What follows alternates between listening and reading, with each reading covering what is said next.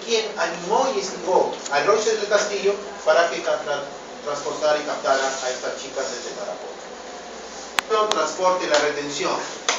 ¿Cuál es, digamos, la valoración que se tiene de la retención? Es privar de la libertad a toda persona temporalmente, a través de uso de violencia, pero no solamente eso, amenaza, abuso de poder, situaciones de vulnerabilidad de la víctima. Es decir, son todas estas gama de situaciones donde una persona puede privar de libertad a otra, reteniéndola con fines de explotación sexual. En el presente caso, la retención de Gina Pinchi por parte de Nilson Baltasar Prado y Máximo Polo laboraban bajo las órdenes también de Chávez Montenegro. Ellos retuvieron a esta persona en este club sniper. Las amenazas en contra de la víctima es, según la propia declaración de la víctima, es que porque tenía que pagar deudas. Allí se configura lo que se constituye como abuso de poder o situación de vulnerabilidad. Ustedes recuerdan en los hechos del doctor Salazar es que usted tiene que pagar sus deudas porque si no, no puede irse de aquí. Y ella constantemente estaba pagando deudas, le pagaban a veces 100 o 150 pesos semanales y a veces no le pagaban. Entonces la mantenían bajo presión y abuso de poder.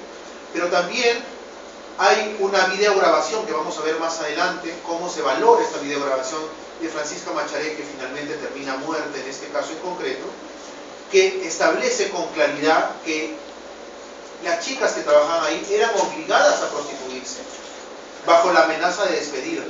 Es decir, sigue la situación concreta de abuso de poder o situación de vulnerabilidad. Es decir, la retención, la privación de la libertad se hace con los mecanismos que las normas establecen para que se constituye este delito. Carlos Raúl Chávez también habría promovido la retención, porque tanto Prado Chico como Mogollón Peña trabajaban para él. Incluso él mismo, el señor Carlos Chávez, hay constancias que él llevaba a las chicas que trabajaban a su lugar para su control sanitario. Es decir, no solamente las personas directamente involucradas, sino en el caso de Raúl Chávez, la retención también se configura en él, porque él había promovido y ellos trabajaban, digamos, bajo su custodia en este local. La prostitución como finalidad de la trata de personas. Ustedes saben que la prostitución es la prestación de un servicio de naturaleza sexual a cambio de plata, a cambio de dinero. ¿Qué es lo diferente respecto al caso de trata? Es que la finalidad en el caso de trata es que se da en un contexto de explotación. Tú te prostituyes bajo mi explotación. Entonces, a diferencia de la prostitución ordinaria, que las mujeres pueden prostituirse digamos, por propia voluntad, en este caso estaban sometidos a explotación las mujeres que trabajaban en este lugar.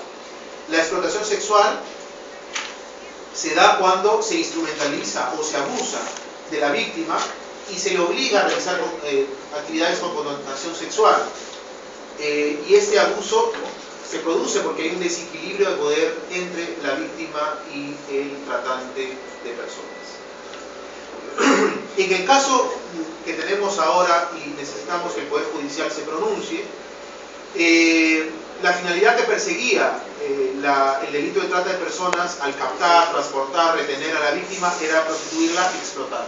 Se da en el transcurso de los hechos y de los indicios, se puede llegar a comprobar esto. Hay una posición asimétrica, eso también queda claramente establecido en el expediente, de desventaja de Gina Pinchi respecto a sus tratantes. Es llevada con engaños, es llevada con engaños fuera de su localidad de Tarapoto, se le despoja de su DNI, se le trata constantemente con su carácter de deudora permanente del dueño local. Todas estas situaciones la ponen en una situación de desventaja, de vulnerabilidad y finalmente a sus tratantes en condiciones de superioridad.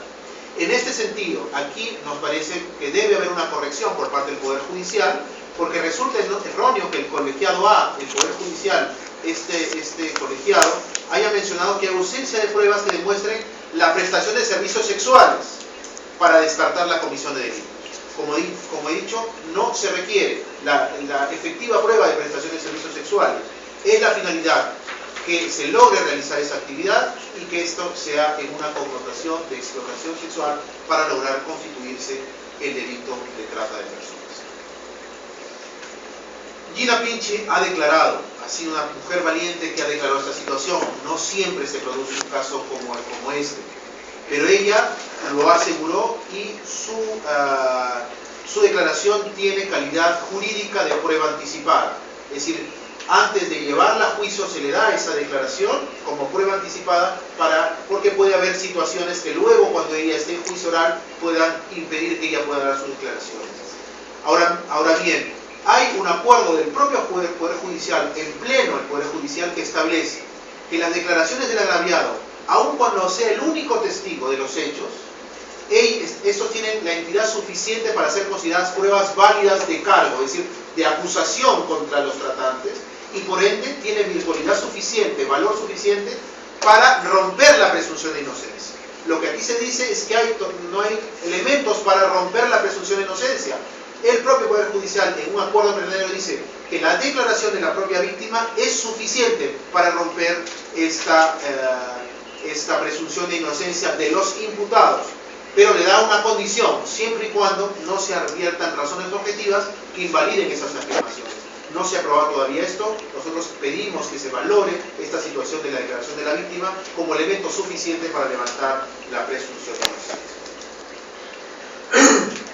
En el presente caso hay una declaración de ella coherente, creíble, sino además hay otros indicios alrededor de estas declaraciones que pueden llegar a lograr convicción para poder entender que se puede enervar la presunción de inocencia de los inculpados. Esto es necesario que lo valore el Poder Judicial. La Defensoría da los elementos jurídicos para que así se tomen en cuenta. Un elemento importante dentro de las pruebas también, que es una situación que es necesario remarcar el nivel probatorio dentro del Poder Judicial y dentro de este caso, es el video que finalmente termina grabando Francisca Macharé. Ustedes recuerdan que esta falleció y esta es una prueba preconstituida. La señora Francisca Macharé en este video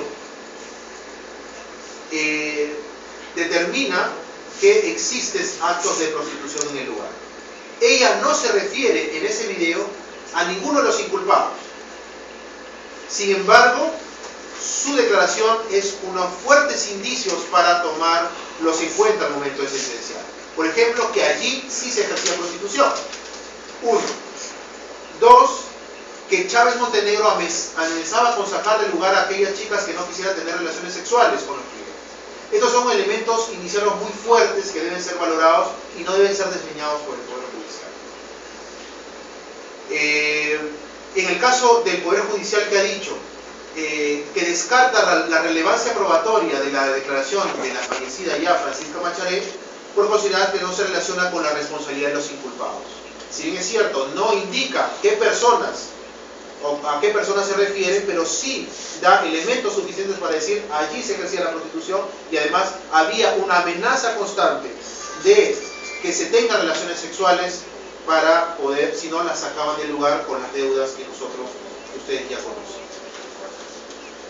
Un elemento importante dentro de los procesos penales, dentro del órgano que deben ser elevados por el órgano judicial, son las pruebas indiciarias. ¿Qué son estas pruebas indiciarias dentro del marco de la dogmática penal? Una prueba indiciaria o indirecta es entendida como aquella que se dirige a convencer al juez de la verdad o certeza de hechos que no necesariamente constituyen el punto central de incriminación. Si yo no pruebo necesariamente lo que se está incriminando a los inculpados, pero sí se pone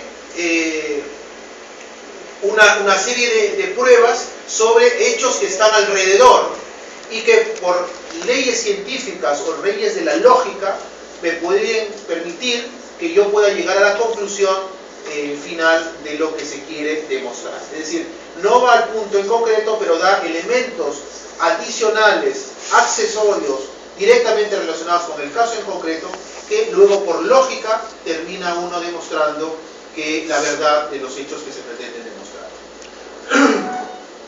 Y hay en este caso muchos indicios probados.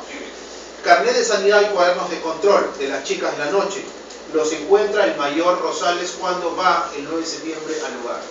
Declaración de Lidia Amaro Lira, que señala que Chávez Montenegro y Nilson Prado coordinaban la atención y chequeo de las mujeres en el centro de salud. La declaración de Francisca Macharé, que se arreglaban allí las relaciones sexuales, los tratos de relaciones sexuales, incluso que Chávez Montenegro tenía un porcentaje. La declaración del propio Chávez Montenegro, que le dice a su administrador, una vez que la van a sacar a la señora, que no puede sacar sus cosas, porque todavía le debía, porque tenía una deuda pendiente.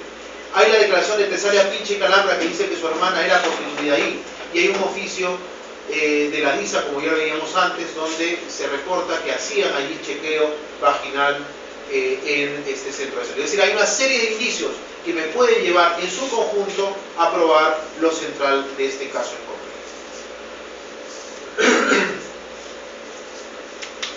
concreto.